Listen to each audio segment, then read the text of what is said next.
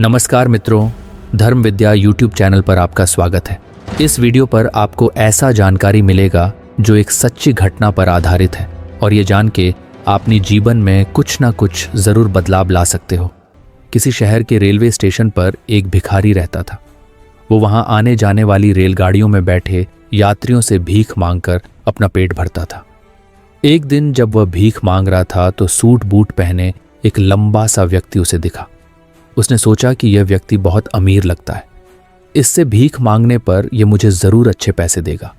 वह उस लंबे व्यक्ति से भीख मांगने लगा। भिखारी को देखकर उस लंबे व्यक्ति ने कहा, तुम हमेशा मांगते ही रहते हो, क्या कभी किसी को कुछ देते भी हो? भिखारी बोला, साहब मैं तो भिखारी हूं, हमेशा लोगों से मांगता ही रहता हूं, मेरी इतनी औकात कहां कि किसी को कुछ दे सकूं। लंबा व्यक्ति बोला, जब किसी को कुछ दे नहीं सकते तो तुम्हें मांगने का भी कोई हक नहीं है। मैं एक व्यापारी हूं और लेन देन में ही विश्वास करता हूं। अगर तुम्हारे पास मुझे कुछ देने को हो तभी मैं तुम्हें बदले में कुछ दे सकता हूं। इतना कहने के बाद वह लंबा आदमी ट्रेन में बैठकर चला गया। इधर भिखारी उसकी कही गई बात के बारे में सोचने लगा। उस लंबे व्यक्ति के द्वारा कही गई बात उस भिखारी के दिल में उतर गई। वह सोचने लगा कि शायद मुझे भीख में अधिक पैसा इसलिए नहीं मिलता क्योंकि मैं उसके बदले में किसी को कुछ दे नहीं पाता हूं। लेकिन मैं तो भिखारी हूं, किसी को कुछ देने लायक भी नहीं हूं। लेकिन कब तक मैं लोगों को बिना कुछ दिए केवल मांगता ही रहूंगा? बहुत सोचने के बाद उस भिखारी ने निर्णय किया कि जो भी व्यक्ति उसे भीख देगा उसके बदले में वह भी उस व्यक्ति को कुछ जरूर देगा। लेकिन अब उसके दिमाग में यह प्रश्न चल रहा था कि वह खुद भिखारी है तो भीख के बदले में वह दूसरों को क्या दे सकता है। इस बात को सोचते हुए 2 दिन हो गए, लेकिन उसे अपने प्रश्न का कोई उत्तर नहीं मिला था। तीसरे दिन जब वह स्टेशन के पास बैठा हुआ था तभी उसकी नज़र कुछ फूलों पर पड़ी जो स्टेशन के आसपास के पौधों पर खिल रहे थे। उसने सोचा, क्यों ना मैं लोगों को भीख के बदले कुछ फूल दे दिया करूं। उसको अपना यह विचार अच्छा लगा और उसने वहां से कुछ फूल तोड़ लिए। अब वह ट्रेन में भीख मांगने पहुंचा।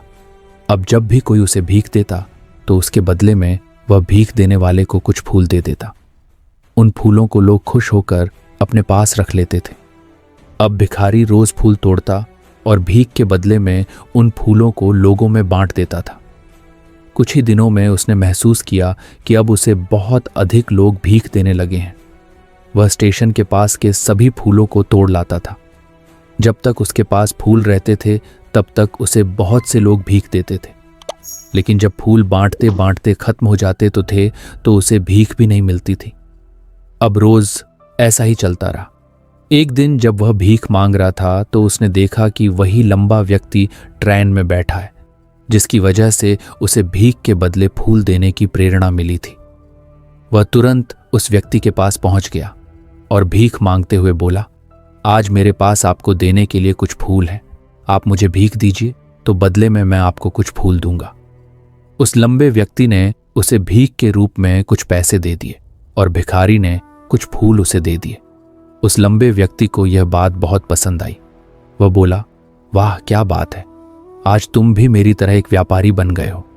इतना कहकर फूल लेकर वह लंबा व्यक्ति अपने स्टेशन पर उतर गया। लेकिन उस लंबे व्यक्ति द्वारा कही गई बात एक बार फिर से उस भिखारी के दिल में उतर गई। वह बार बार उस लंबे व्यक्ति के द्वारा कही गई बात के बारे में सोचने लगा और बहुत खुश होने लगा। उसकी आंखें अब चमकने लगीं।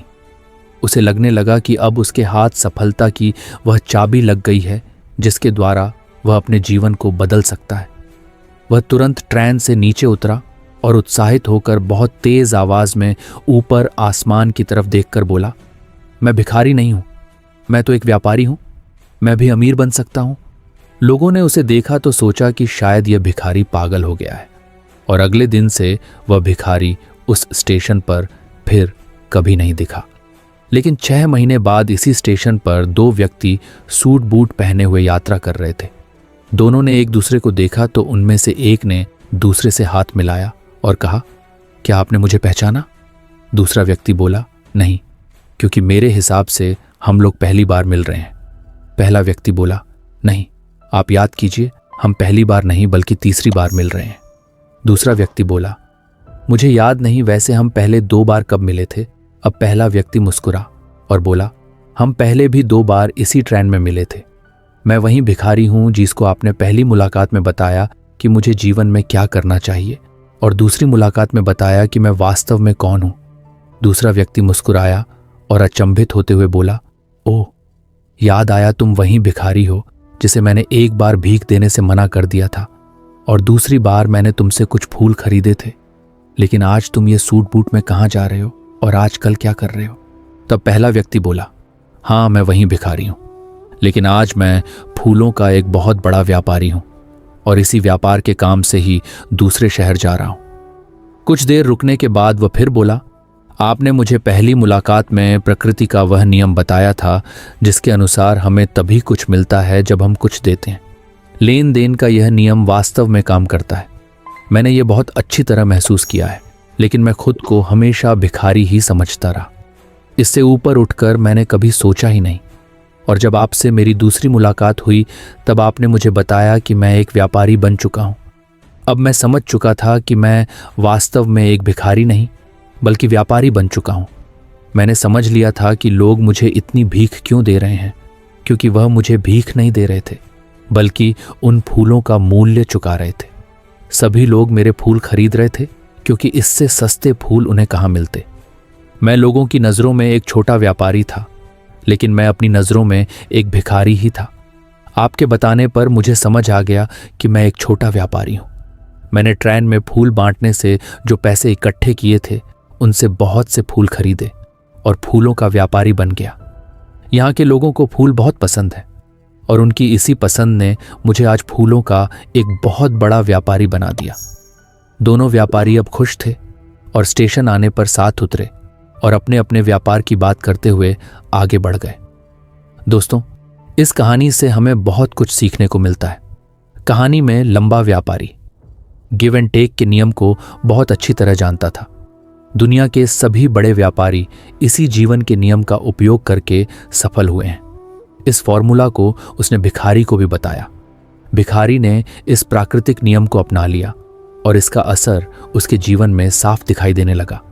उसने अपनी सोच बदला और उसकी जिंदगी बदल गई। यह कहानी हमें बताती है कि हम यदि अपनी सोच बदल लें तो कुछ भी हासिल किया जा सकता है। यदि हम खुद को छोटा समझते रहेंगे तो हम हमेशा छोटे ही बने रहेंगे। बड़ा बनने के लिए हमें अपनी सोच को बदलना होगा और खुद के बारे में बड़ा सोचना होगा। कहानी का सार यह है कि सफलता आपकी सोच में छुपी होती है। खुद का आत्मसम्मान जगाइए, अपनी सोच को बड़ा बनाइए और देखिए कैसे आप सफलता के शिखर पर पहुंच जाते हैं। आशा करते हैं कि हमारी ये जानकारी आपको पसंद आई होगी। अपने विचार अभिव्यक्त करने के लिए कमेंट करें, वीडियो को शेयर करें, चैनल को सब्सक्राइब करें और हमारी तरफ से कोई गलती रह गई होगी तो हमें माफ़ करें। और अगले वीडियो आने तक अपना ख्याल रखें।